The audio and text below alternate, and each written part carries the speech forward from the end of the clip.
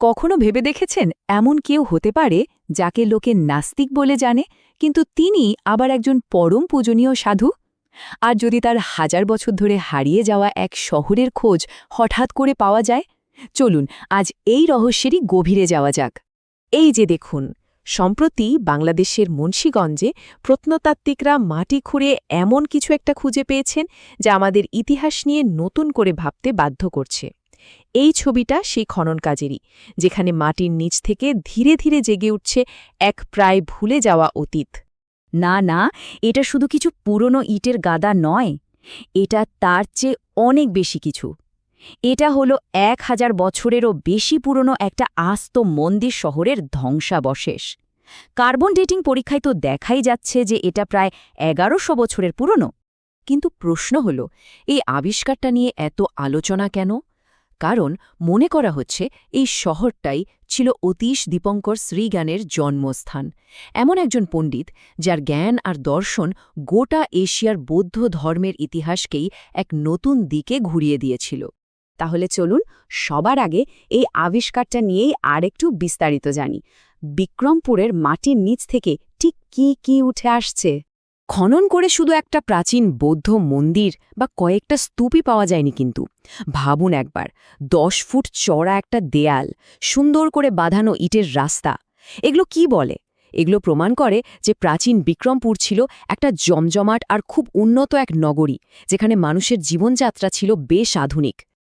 আসলে এই মন্দিরটা মাটির নিচে চাপা পড়ার বহু আগে থেকেই বিক্রমপুর ছিল একটা বিশাল ব্যাপার। বাংলার রাজধানী তো ছিলই, সেই সঙ্গে ছিল বৌদ্ধ জ্ঞানচর্চার একটা আন্তর্জাতিক হাব। চীন, নেপাল, থাইল্যান্ড, তিব্বত, কত দূর দূর দেশ থেকে ছাত্র আর শিক্ষকরা এখানে আসতেন জ্ঞান অর্জন করতে। বলা যেতে পারে তৎকালীন বিশ্বের অন্যতম সেরা একটা বিশ্ববিদ্যালয় ছিল এই বিক্রমপুর। তো এবার আসা যাক সেই মানুষটার গল্পে, যার জীবনের সাথে এই শহরটা একেবারে জড়িয়ে আছে। তার গল্পটা শুরু হয়েছিল একটা রাজপ্রাসাদে, কিন্তু সেই পথ তাকে নিয়ে গিয়েছিল সম্পূর্ণ অন্য এক জগতে। অতীশ দীপঙ্কর, তবে এটা কিন্তু তার আসল নাম নয়।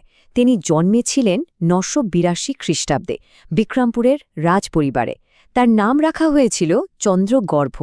বাবা ছিলেন রাজা কল্যাণশ্রী আর মা প্রভাবতী দেবী। এক কথায় রাজকীয় জীবন তার জন্য অপেক্ষা করছিল, কিন্তু তার মন খুঁজছিল অন্য কিছু। ভাবা যায়, মাত্র 10 বছর বয়সেই দর্শন, বিজ্ঞান, যুক্তিবিদ্যার মতো সব কঠিন বিষয়ে তিনি রীতিমতো পারদর্শী হয়ে উঠেছিলেন। আর তারপর মাত্র 12 বছর বয়সে এমন একটা সিদ্ধান্ত নিলেন যা সবাইকে অবাক করে দিয়েছিল। রাজপ্রাসাদের সব আরাম, সব বিলাসিতা ছেড়ে দিয়ে তিনি বেরিয়ে পড়লেন শুধু জ্ঞানের খোঁজে। আর তার এই জ্ঞানের খিদেটা তাকে শুধু বাংলা বা ভারতের মধ্যে আটকে রাখতে পারেনি।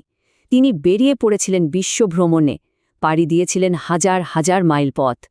এই ম্যাপটা দেখলেই কিছুটা আন্দাজ করা যায়। ভাবুন তো, সেই যুগে জাহাজে করে 14 মাস ধরে উত্তাল সমুদ্র পাড়ি দেওয়া।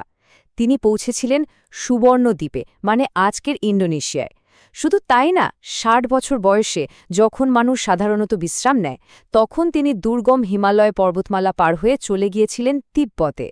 জ্ঞানের প্রতি এই টানটা সত্যি অবিশ্বাস্য ছিল। ওর জীবনের দিকে তাকালে অবাক হতে হয়। প্রায় 12টা বছর তিনি কাটালেন ইন্দোনেশিয়ায়, গুরু ধর্মকীর্তির কাছে শিক্ষা নিলেন। তারপর ভারতে ফিরে এসে হলেন বিশ্ববিখ্যাত বিক্রমশিলা মহাবিহারের প্রধান আচার্য। আর শেষে, জীবনের প্রায় শেষ ভাগে, তিব্বতের রাজার অনুরোধে সেখানে গিয়ে বৌদ্ধ ধর্মকে নতুন জীবন দিলেন। এখন আসা যাক গল্পের সবচেয়ে মজার আর সম্ভবত সবচেয়ে গোলমেলে অংশে। যে মানুষটা ধর্মচর্চায় নিজের জীবনটা কাটিয়ে দিলেন, তাকে কেন নাস্তিক পণ্ডিত বলা হতো? এটাই তো সবচেয়ে বড় প্রশ্ন, তাই না? একজন বৌদ্ধ পণ্ডিত, একজন আচার্য, যাকে সবাই শ্রদ্ধা করে, তাকে লোকে নাস্তিক বলছে কেন? এর পেছনে নিশ্চয়ই গভীর কোনো কারণ আছে। আসলে আসল রহস্যটা লুকিয়ে আছে নাস্তিক শব্দটার মানে বোঝার মধ্যে।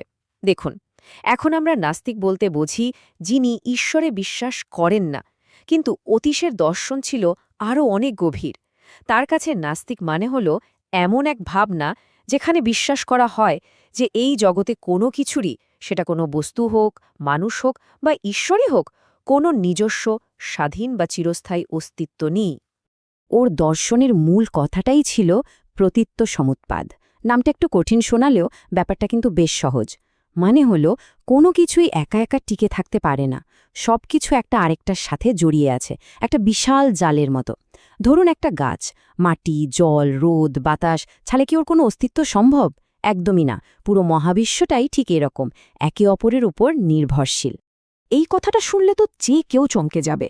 তিনি বলছেন পরম সত্যের স্তরে কোনো ধর্ম নেই, বুদ্ধ নেই, এমনকি নির্বাণও নেই। তার মানে কি তিনি সব অস্বীকার করছেন? না, তিনি আসলে বোঝাতে চাইছিলেন যে এগুলো সবই আমাদের আধ্যাত্মিক পথের এক একটা সিঁড়ির মতো। এগুলো আমাদের লক্ষ্যে পৌঁছাতে সাহায্য করে, কিন্তু এগুলোই শেষ কথা নয়। আসল সত্য এর থেকেও অনেক ঊর্ধ্বে। কিন্তু সবাই তো আর এই গভীর দর্শনটা বোঝেনি, তাই অনেকেই তার কথার আক্ষরিক মানে করে তাকে নাস্তিক বলে দাগিয়ে দিয়েছিল। চলুন এবার আবার ফিরে যাই সেই বিক্রমপুরের মাটিতে, যেখানে তারই যুগান্তকারী চিন্তাভাবনার বীজ বোনা হয়েছিল। বিক্রমপুরের এই যে মন্দিরটা পাওয়া গেছে, এটা কিন্তু একা ছিল না। এটা ছিল তখনকার দিনের এক বিশাল শিক্ষা ব্যবস্থার একটা অংশ, যাকে বলা হতো বিহার নেটওয়ার্ক। এখানকার স্থাপত্যের স্টাইল এতটাই উন্নত ছিল যে এর ছাপ পাওয়া যায় সুদূর ইন্দোনেশিয়ার মন্দিরগুলোতেও। বিক্রমপুরে যার জন্ম, তার প্রভাব যে কতটা সুদূর প্রসারী ছিল তা ভাবলে সত্যি অবাক হতে হয়। তিনি তিব্বতে বৌদ্ধ ধর্মকে প্রায় একাই বাঁচিয়ে তুলেছিলেন।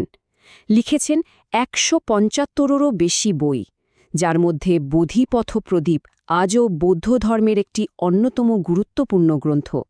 আজও তিব্বতের মানুষ তাকে জো বোর্জে অর্থাৎ মহান প্রভু বলে পুজো করে। তাই বিক্রমপুরে এই মন্দিরটা খুঁজে পাওয়া মানে শুধু একটা পুরনো বাড়ির সন্ধান পাওয়া নয়, এটা আসলে এক বিশ্বব্যাপী জ্ঞান চর্চার উৎসমূলটাকে খুঁজে পাওয়ার মতো। আর খনন কাজ তো এখনও চলছে। কে জানে মাটির নিচে আরও কি অপেক্ষা করে আছে আমাদের জন্য। অতীশ দীপঙ্করের এই গল্পটা আমাদের একটা কথাই বারবার মনে করিয়ে দেয়, আমাদের পায়ের নিচেই হয়তো লুকিয়ে আছে এমন আরও কত শত অজানা ইতিহাস। ভাবার বিষয় হল আর কতগুলো এমন পৃথিবীকে বদলে দেওয়ার মতো গল্প আবিষ্কার হওয়ার অপেক্ষায় আমাদের চারপাশে মাটির নিচে ঘুমিয়ে আছে।